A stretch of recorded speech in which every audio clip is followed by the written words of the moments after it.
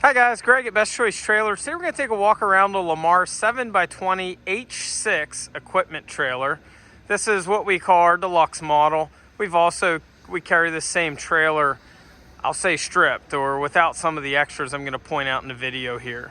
So again, this is the new 7x20 H6 Deluxe from Lamar. Let's take a walk around the trailer. I'll show you all the standard features. This unit is a 14,000 GVW. It's going to weigh in about 3,000 pound empty. It's going to give a net legal payload of about 11,000 pounds on the trailer. So starting out up front, standard equipment is going to be a 2 5/16 inch Demco coupler. This is the easy latch. If you're not familiar, as you lower the jack on, it's going to auto close.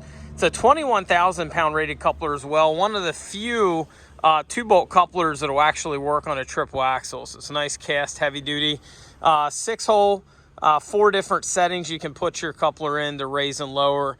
I believe it goes somewhere in the neighborhood about 17 to 22 inches, give or take on that. Chain holder's nice, built in at the front of the trailer.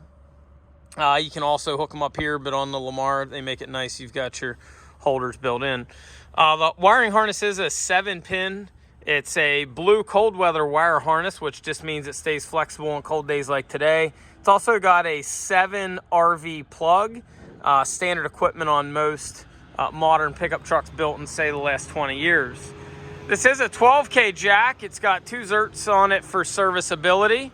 It's the traditional side wind. If you're not familiar, basically you've got an outer leg and an inner sleeve. So basically your inner leg is, you basically pull your handle and it'll raise lower. Normally we find 2 or 3 holes out.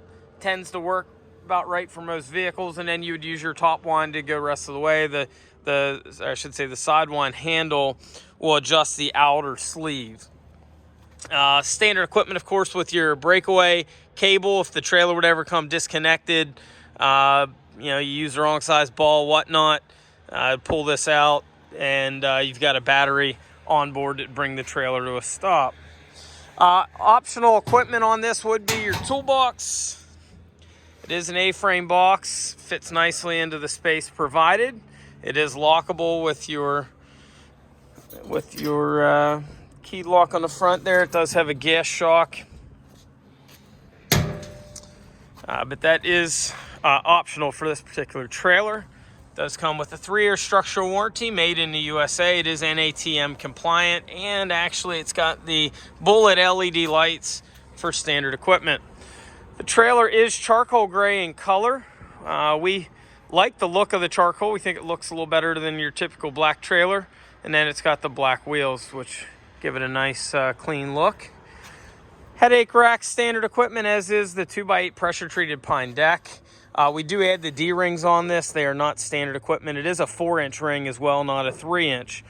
Put those into 4 corners for your equipment.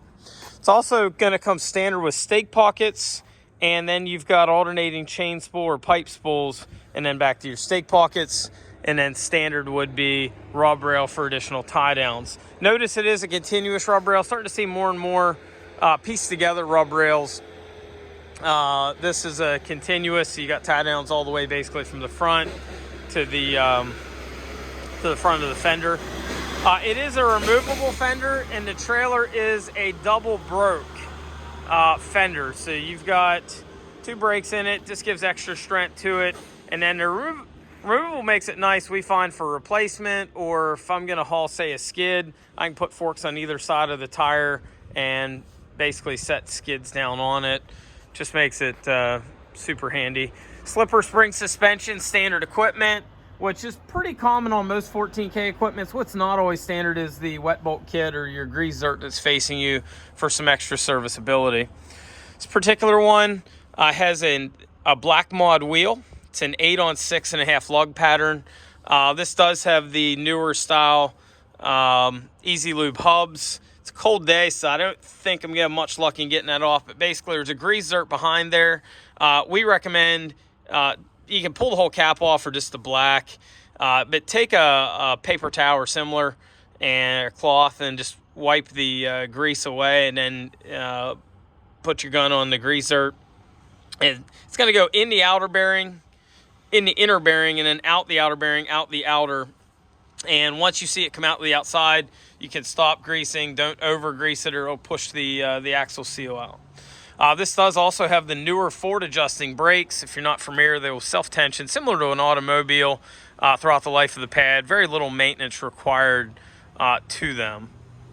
So it's got the newer style forward adjust brakes. You've also got 235/80 R16. That's a load range E 10-ply radial tire. Take 80 pound of air and 90 to 120 foot-pound of torque whenever you retorque your wheels. You do have some additional tie downs to the rear of the trailer. So behind the axle, you've got rub rail, stake pockets, chain spool, and then also the optional tie down. One thing you don't always see in equipment trailers would be a gusseted beaver tail at the back. Fairly uncommon. And then this also has a tread plate beaver tail instead of the wood, which tends to be a little more durable. Some folks do add winches, and this just makes it a little easier to get stuff up on than the wood.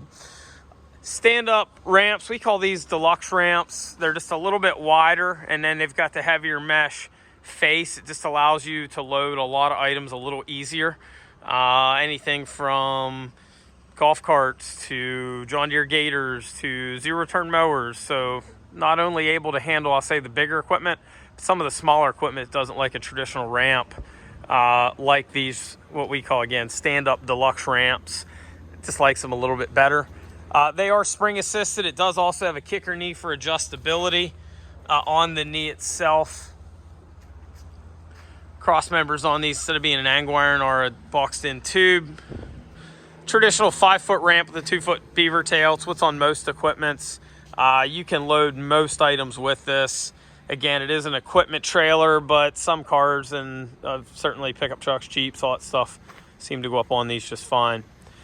Spare tire mount is an option. We put it on. Just gives you a nice spot if you do want a spare tire. The tongue and frame, I should mention, I guess, but it's similar to most every manufacturer. Most everybody in the industry is going to have a 6-inch channel full wrap tongue and then a 6-inch channel main frame. One thing maybe a little bit different on Lamar, this is a 16-inch on center, which most are. You might find an economy one, it'll be a 24. But this is structural channel cross members. This isn't formed steel, something worth pointing out. Like most manufacturers, it's going to have brakes, of course, on both axles. It's going to be a straight axle, not a drop axle. Straight axles tend to be a little more durable. And again, brakes on both axles, and you've got underneath, you saw your sealed wiring harness, and the trailer does have spring suspension. This is available in different lengths. We stock it 16, 18, 20, 22, and then we also do some in a 24-foot. 24 goes to a 8-inch tongue and frame upgrade. We also stock it in what you see here, 7K axles, and then we'll do some with tandem 8K axles, typically 20, 22 foot. And then we bring some in with triple 7,000-pound axles as well. And we do currently offer this in a gooseneck model as well if you do want a gooseneck. I believe those we're doing right now in 22, and I believe maybe a 24-foot as well. If you have any questions on this or any of our other trailers, feel free to give us a ring at 717-220-4220, or you can visit us on the web at bestchoicetrailers.com. Thanks for looking.